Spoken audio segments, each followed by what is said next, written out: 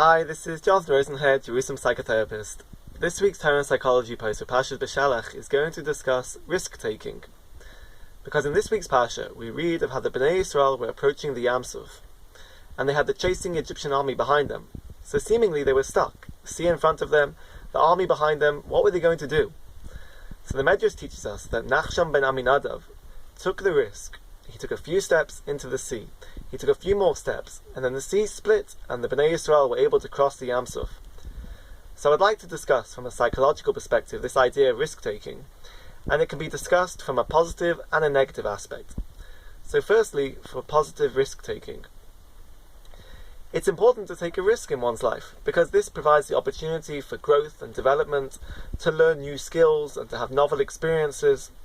And it's really an intrinsic part of one's life, right from the beginning, in terms of child development, as a child learns about the world around them and learns new skills by taking risks. And also as we grow older and we progress through life, in order to adapt to changes in our life and to adapt to different circumstances, we need to be able to take risks.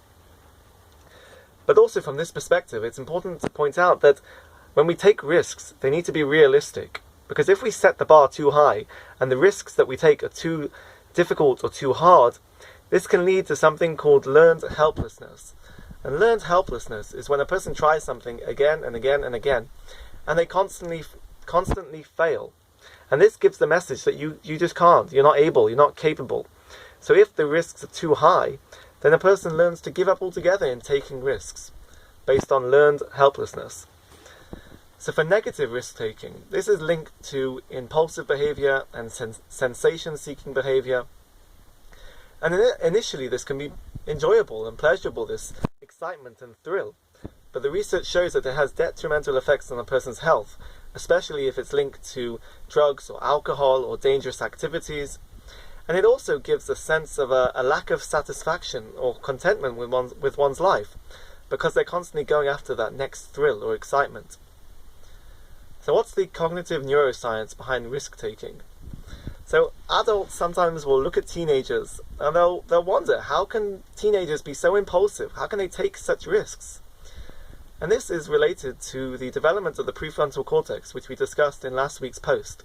Because in teenagers, it's not fully developed yet. So instead of making calculated decisions and judging things through the prefrontal cortex, they rely more on the amygdala, which is the area of the brain related to emotion. So the behavior is directed or driven by emotion, as opposed to rational thinking. And also the research has shown that people who take high-level risks, negative risks, have a high level of dopamine in their system, because the dopamine inhibitors are underactive. So every time they take a risk, they get this thrill of dopamine, this high of dopamine, and they want to take more and more risks in order to get that dopamine high again and again and again.